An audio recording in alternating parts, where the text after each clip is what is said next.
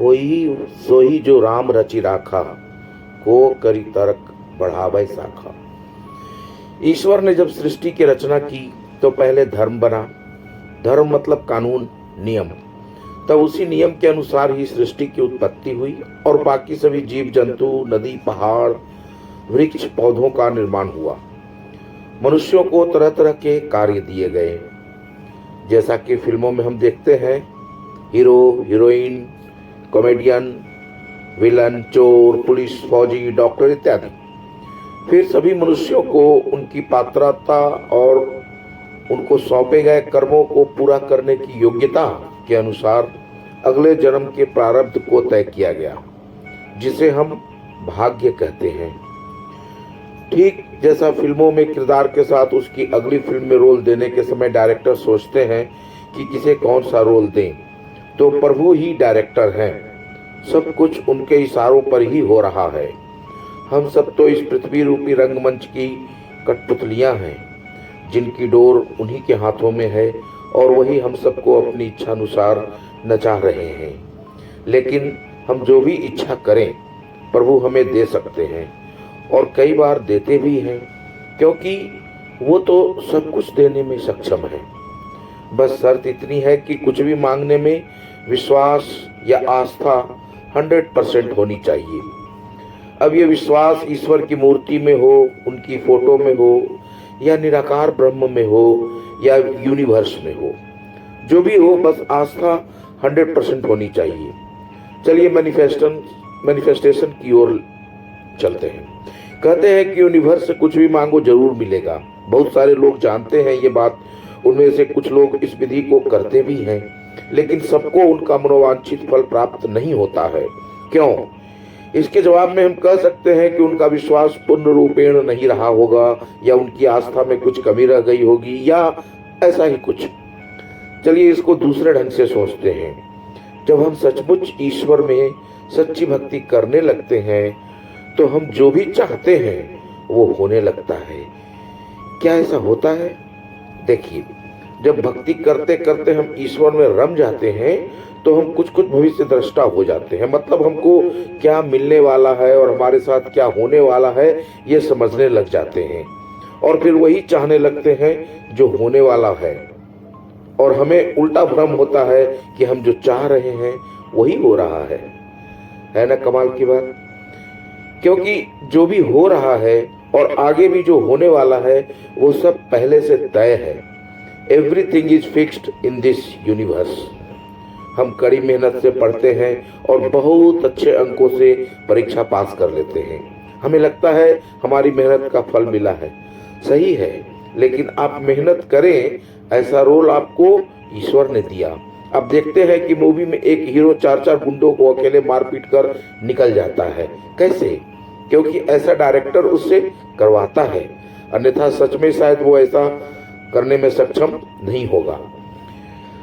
उसी तरह जो होना है वो पहले से ही तय है और उसी के अनुसार ईश्वर हम सबसे काम करवाते रहते हैं।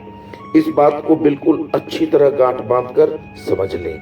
दोस्तों, इस संसार में प्रत्येक आदमी जो जन्म लिया है वो अपने कर्मों का फल भोगने के लिए ही लिया है। जिसके कर्म के फल समाप्त हो गए हैं उसे मोक्ष मिल जाता है, वो जन्म नहीं लेता है दोबारा। लेकिन इसके पहले मैं एक बात बता देना चाहता हूँ कि मैं जो कुछ भी अपने वीडियो में बोलता हूँ तो मैं कोई ज्ञानी बाबा या कोई स्पिरिचुअल गुरु या मोटिवेशनल स्पीकर या कोई साधु संत या महात्मा नहीं हूँ। मैं भी आप ही की तरह एक साधारण सा इंसान हूँ, लेकिन मैंने जो आज तक पढ़ा है, सुना है, देखा है, समझा है, जाना है, अनुभव किया और फिर जो मेरे अपने विचार उनसे उत्पन्न हुए, उन सब को मिलाकर मैं ये जानकारी आपसे साझा करना चाहता हूँ। बस इससे अगर आप में से किसी एक को भी थोड़ा लाभ मिल जाएगा तो मेरा वीडियो बनाना सफल हो जाएगा। कई बार मेरे खुद के बनाए वीडियो मुझे प्रोत्साहन देने में मददगार होते हैं। चलिए अब टॉपिक पर आगे बढ़ते हैं। हाँ, तो मैं ये कहने जा रहा था कि इस पृथ्वी पर जितने भी मनुष्य जन्म लिए हैं वे सब अपने कर्मों का फल भोगने के लिए ही लिए हैं। पिछले जन्म में कहीं न कहीं से कुछ न कुछ कर्म का फल भोगना बाकी रह जाता है। कई कई जन्मों के कर्मों का अभोग्य फल भोगने के लिए ही हमें बार बार जन्म लेना पड़ता है। भगवान को भी अगर वो पृथ्वी पर जन्म लेते हैं तो उनको भी कर्मों के फल भोगने ही पड़ते हैं। बल्कि नियम के अनुसार जब तक अधर्म के पाप का घड़ा पूरा भर नहीं जाएगा तब तक प्रभु चाहकर भी पृथ्वी पर जन्म नहीं ले सकते, अपने ही बनाए हुए नियम में बंधे हुए हैं। अब देखिए, माता कौशल्या ने जन्म दिया राम को, लेकिन राम को सबसे अधिक प्यार माता कैकेयी करती थी, पर राम के वनवास की वजह कैकेयी ही बनी। अब राम को जंगल में भेजना जरूरी था। उनका जन्म ही राक्षसों का वध करने के लिए हुआ था, तो वे जंगल में कैसे जाएंगे?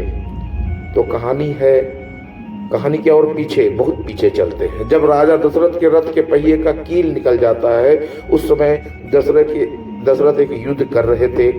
रानी कैकेयी भी उनके साथ युद्ध में जाती थी। उन्होंने अपनी उंगली उस कील की जगह लगा दी दशरथ के प्राण बचाने हेतु।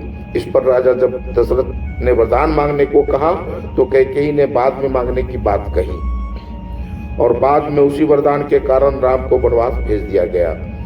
ये सब एक स्क्रिप्ट की तरह रचा गया, एक रोल कैकेयी को दिया गया ताकि राम वन में जा सके। अब आते हैं द्वापर युग में। कृष्ण का जन्म माता देवकी के गर्भ से होता तो है, लेकिन वे तुरंत अलग होकर माता यशोदा के पास गोकुल पहुंचा दिए जाते हैं और 14 साल बाद मथुरा आकर कंस का वध करके अपनी माता को कारागार से छुड़ाते हैं। ये क्या था? कैकेयी का राम के प्रति अगाध प्रेम की वजह से ही वो इस युग में, द्वापर युग में, कृष्ण को अपने गर्भ से जन्म देती हैं। मगर राम को 14 वर्ष वनवास भेजने का कारण बनने के दंड स्वरूप 14 वर्ष तक वो अपने पुत्र का वियोग भी सहती हैं। और माता कौशल्या इस जन्म में माता यशोदा बनकर वो 14 वर्षों का वात्सल्य सुख प्राप्त करती है जो उन्होंने उस युग में, त्रेता युग में मिस किया था। तो भाई साहब, अगले जन्म की कौन कहे, ये तो अगले युग तक की भी कर्म पीछा नहीं छोड़ता है। लेकिन कर्म कराने वाला भी वही है और फल देने वाला भी वही है। सब कुछ उसी की इच्छा से होता है। तो ये सारा का सारा कहानी है, सारा का सारा रोल का किस्सा है। कोई अच्छी या बुरी नहीं थी, कैकेयी बुरी थी, कौशल्या बहुत अच्छी थी, ऐसा कुछ नहीं है। सभी अच्छे थे, सब अपना अपना रोल अदा कर रहे थे। तो हम जो अपने कर्मों का फल के लेकर के इस दुनिया में आए हैं जीवन यापन करने, वो तो करेंगे ही। देखिए, हम जब गोवा जाते हैं तो केवल एक शॉर्ट्स में नंगे बदन बीच पर घूमते रहते हैं, लेकिन जब किसी पार्टी में या कॉर्पोरेट मीटिंग में रहते हैं तो well dressed suit boot tie में रहते हैं। जब हम किसी शादी ब्याह के फंक्शन में जाते हैं तो एथनिक ड्रेस में रहते हैं। जब हम मंदिर पूजा करने जाते हैं तो उस तरह की पारंपरिक वेशभूषा में रहते हैं। उसी तरह से ये जो हमारा शरीर है, हमारी आत्मा का वस्त्र है। किसी अन्य जन्म में बहुत बढ़िया रोल मिला तो बहुत बढ़िया बढ़िया कर्म किए और बहुत अच्छे सुंदर दिखे। कभी खराब रोल भी मिल गया तो वैसा दिखे। तो ये सारा खेल रोल का है, बस इसे रोल समझें। ये शरीर जो है एक रोल के लिए है। हम सभी आत्मा हैं और सभी आत्मा एक ही परमात्मा का अंश है। हमें अपने कर्म के अनुसार ही अपना अगला रोल मिलता है। इसलिए सुख दुख के प्रति अपने आप को बहुत ज़्यादा चिंतित नहीं रखना है और बहुत ज़्यादा खुश भी नहीं होना है। सब एक रोल के तहत है। कोई भी हीरो जब सिनेमा में रोल करता है तो रोल करने के बाद जब वो घर जाता है तो वो अपने ओरिजिनल स्थिति में होता है। उसी तरह से आत्मा जब वापस जाएगी तो फिर वो सिर्फ आत्मा रहेगी, उसका इस रोल से कोई संबंध नहीं रह जाएगा। तो अपने आप को आत्मा माने और किसी भी तरह का सुख और दुख का असर अपने ऊपर बहुत ज्यादा ना ले। कर्म हम करते हैं या करवाए जाते हैं, ध्यान दीजिएगा। देखिए, रोल जो है वो ईश्वर तय करते हैं, लेकिन एक्टिंग अच्छा या बुरा हमको करना है। डायरेक्टर के हिसाब से अच्छी बुरी घटनाएं होती हैं। अच्छा का महत्व तुलनात्मक है। अगर कुछ बुरा है तभी तो अच्छा है, अन्यथा सिर्फ अच्छा ही अच्छा है तो अच्छे का क्या वैल्यू। और अगर वैल्यू है भी तो फिर बहुत बहुत बहुत ही अच्छा का वैल्यू है। मतलब सतयुग में सभी अच्छे लोग थे पाप कर्म नहीं के बराबर होते थे, तो 10,000 साल तपस्या करने पर भगवान मिलते थे, क्योंकि सभी अच्छे थे। कलयुग में बहुत ही अधिक पाप होते हैं, तो बहुत कम लोग अच्छे हैं। तो बहुत कम समय की सच्ची भक्ति से ही भगवान प्रसन्न हो जाते हैं। जी हाँ, सच्ची भक्ति से, इस बात पर ध्यान दें। तुलसीदास जी कहते हैं, एक घड़ी आधो घड़ी आधी में पुनियाद, तुलसी संगत राम की कटे कोटि अपराध। मतलब राम की भक्ति करने से इतने कम समय में ही सारे अपराध क्षमा कर दिए जाते हैं और हमें भगवान मिल सकते हैं। ये कलयुग का कमाल है। भगवान सभी कहानी का अंत पहले तय करते हैं और फिर उसके अनुसार कर्म करवाते हैं। मतलब जैसे 8 वसुओं से विश्वामित्र के गाय का चोरी करवाते हैं, फिर उनको श्राप दिलवाते हैं, फिर गंगा का स्वर्गलोक में हृदय में एक ऋषि के प्रति प्रेम पैदा करवाते हैं, जिसके दंड स्वरूप उन्हें पृथ्वी पर जन्म लेना होता है। फिर वे उन वसुओं को अपनी 8 संतानों के रूप में जन्म देकर तुरंत ही गंगा में बहा देती हैं, उन वसुओं को श्राप से मुक्ति दिलवाने के लिए। तो ये सब खेला करते हैं भगवान। जय विजय 2 भाई कठोर तपस्या करके वैकुंठ धाम के मुख द्वारपाल का पद पाते हैं। फिर अज्ञानतावश सनत कुमारों का अपमान करके पृथ्वीलोक में रावण और कुंभकर्ण के रूप में राक्षस योनि में जन्म लेते हैं और फिर राम के हाथ हुई मृत्यु का वरण करके मुक्ति पाते हैं। ये सब खेला करते रहते हैं भगवान अपने मनोरंजन के लिए। जैसे हम मनुष्य लोग अपने मनोरंजन के लिए तरह तरह की फिल्में बनाकर अपना मनोरंजन करते हैं, इसे समझिए। महाभारत के समय जब अभिमन्यु को सभी आशीर्वाद देते हैं विजयी भव, तब कृष्ण कहते हैं यशस्वी भव। असल में जब पृथ्वी पर इतना बड़ा धर्म युद्ध महाभारत होना तय होता है, तो सभी देवता अपने अपने अंश उस युद्ध में भाग लेने के लिए भेजते हैं। जैसे इंद्र अपना अंश अर्जुन के रूप में, सूर्य अपना अंश कर्ण के रूप में, मतलब इसी तरह से सभी देवता भेज रहे थे। जब चंद्रमा की बारी आई तो वो केवल 16 वर्ष के लिए ही अपने अंश को भेजने को तैयार होते हैं। तो अभिमन्यु चंद्रमा का अंश थे और चंद्रमा की इच्छा अनुसार उसे 16 वर्ष में वापस जाना था, तो उनका उतना ही रोल था। सब कुछ पहले से ही तय था, सारा कहानी स्क्रिप्टेड है बॉस। इसको अच्छी तरह समझें। ये कोई तर्क का विषय है ही नहीं कि ऐसा क्यों हुआ या वैसा क्यों हुआ। सब कहानी प्रभु ने पहले से रचा हुआ है, संसार इससे सीख ले, बस इसीलिए। द्रौपदी कोई फूहड़ या ज्ञानी नहीं थी, द्रुपद की बेटी थी, पवित्र अग्नि से प्रकट हुई थी, बहुत ही शालीन स्वभाव की थी। लेकिन दुर्योधन को, अपने जेठ को अंधे का बेटा अंधा कहकर उसके अंदर के क्रोध को जगाती हैं और बदले के फलस्वरूप में क्या क्या हो जाता है। इतना बड़ा महाभारत युद्ध हो जाता है। ये सब कहानी का अंश है। कृष्ण द्वापर में अपना अंत कैसे हो ये पहले चुनते हैं, फिर त्रेता में राम के रूप में छिपकर बाली का वध कर अपने ही कर्म का फल भोगते हैं। जब द्वापर युग में एक बहेलिया उनके पैर के अंगूठे को कोई चमकदार पक्षी से बचकर छिपकर उसी तरह बाण मारता है। पृथ्वी पर जन्म सिर्फ कर्म का फल भोगने हेतु ही लिया जाता है। कंस जब जानता है कि देवकी का 8वां पुत्र उसका काल होगा, तो कंस चिंतित रहने लगता है और दिन रात अपनी मौत को हराने के उपाय में ही लगा रहता है। इस कारण आगे उसका पाप कर्म बंद हो जाता है। तो देवताओं में चिंता व्याप्त हो जाती है कि जब तक कंस के पाप का घड़ा भरेगा नहीं, तब तक भगवान का जन्म संभव नहीं है। तब नारद जी को भेजा जाता है। वे कंस से पूछते हैं कि कमल की पंखुड़ी का पहला पेटल कौन सा है और 8वां कौन सा है। तब कंस समझ जाता है और देवकी के पहले पुत्र से ही उसकी हत्या करना शुरू कर देता है। इससे उसके पाप का घड़ा भर जाता है। तब भगवान का जन्म संभव हो पाता है। पूरी सृष्टि एक नियम से ही चल रही है। पहले कहानी का अंत लिख दिया जाता है, फिर बीच की घटनाओं के बारे में कहानी गढ़ी जाती है। सीता जी को राम से अलग होना था, वियोग में दुखी रहना था, ये फाइनल था। तो उनसे एक गलती करवा दी गई उनके बचपन में ही। बचपन में उनके हाथों एक क्रोच और क्रोची को उनके मिलन से अलग करवा दिया गया। खेल खेल में, बचपना में, अनजाने में वो ऐसा कर देती हैं। उनको तो कुछ पता भी नहीं था। फिर भी उनको राम से अलग होना था, ये कहानी थी। लेकिन पृथ्वी पर ऐसे ही कुछ नहीं होता है, कुछ भी नहीं होता है, सब कर्मों के फल के रूप में ही घटित होता है। रावण का वध के लिए ही राम का जन्म हुआ। रावण सीता का अपहरण करेगा तभी न सीता राम से अलग होंगी। तो सीता जी से गलती करवाया गया, उन्हें राम से अलग करवा रहे हेतु। दशरथ को पुत्र वियोग होना था, यह तय है। तो अनजाने में श्रवण कुमार को तीर मारना और उसके माता पिता से पुत्र वियोग का श्राप लेना, ये सब बातें मतलब आप समझ रहे हैं ना। फ्यूचर पहले से तय कर दिया जाता है, उसके अनुसार वर्तमान में घटनाओं को अंजाम दिया जाता है। जैसे जैसे युग बदलता गया, अच्छाई कम होती गई, बुराई बढ़ती गई। भगवान पहले हजारों साल की तपस्या के बाद मिलते थे, अब चंद घड़ी की सच्चे ध्यान से मिलने लगे।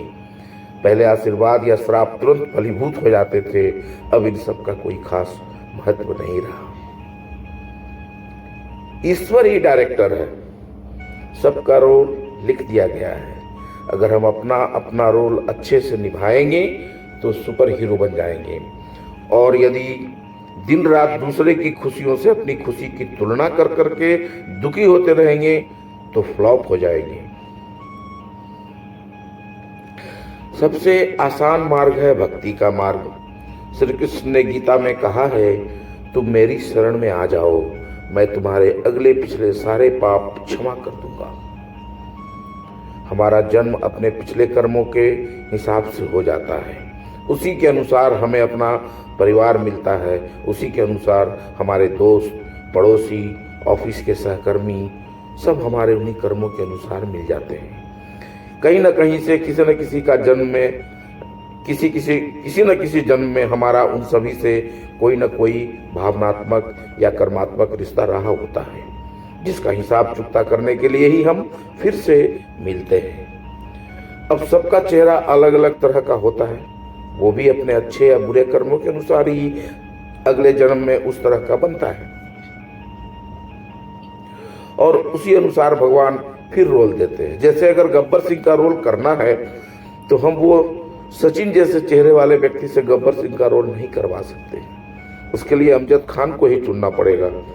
लेकिन कभी कभी क्या होता है कि कहानी तो सब पिछले जन्म के हिसाब से लिखी हुई है, लेकिन इस जन्म में भी कभी कभी कहानी को कुछ अलग मोड़ देने की आवश्यकता पड़ती है, तो उसमें चुनना पड़ता है कि कौन उसके लायक है। तो जो अच्छा कर्म अगर किसी ने करवाना है, अच्छा कर्म, तो जो अच्छे अच्छे विचार वाले लोग हैं उनको चुना जाता है, और अगर किसी से कुछ गलत काम करवाना है तो उन लोगों को चुना जाता है जो गलत विचार वाले आदमी होते हैं। तो ये हमारा प्रेजेंट में हमारे जो विचार हैं, हमारे जो कर्म हैं, यहाँ पर वही काउंट होता है, क्योंकि बिना कर्म के फल का हम इस संसार में कुछ नहीं भोग सकते हैं। सारा चीज संबंधित है कर्म से। हर किसी को कर्म का फल भोगना है यहाँ, और जब तक कर्म नहीं करेंगे तब तक फल नहीं मिलेगा। भगवान को भी अपने कर्मों के अनुसार ही फल भुगतना होता है। जब जन्म लेते हैं पृथ्वी पर तो फिर वे भी कर्म करते हैं और फल भोगते हैं। हम कई बार कुछ ऐसा अच्छा काम कर देते हैं जो हमारी सोच के परे होता है। मतलब जैसे किसी को कुछ हम अपनी प्रिय वस्तु एकदम से उठा के दे दें, जो कि हम किसी को छूने भी नहीं देते थे। खुद अपने ऊपर भी आश्चर्य होता है कि अरे ये हम कैसे कर दिए। तो होता क्या है कि आगे कुछ अच्छा फल मिलने वाला है, इसके लिए प्रकृति हमसे ऐसा कुछ कर्म करवा लेती है, क्योंकि जब तक हम कुछ अच्छा कर्म करेंगे नहीं तो अच्छा फल मिलेगा कहाँ से। हम पूरी जिंदगी कर्मों के फल को ही भोगते रहते हैं। अब जैसे कभी किसी को हम बहुत खराब से बोल देते हैं, कुछ अचानक आपको लग रहा है कि अरे हमने उसको इतना खराब से या इतनी गंदी गाली कैसे दे दी जो कि मेरे मुंह में कभी आता ही नहीं था।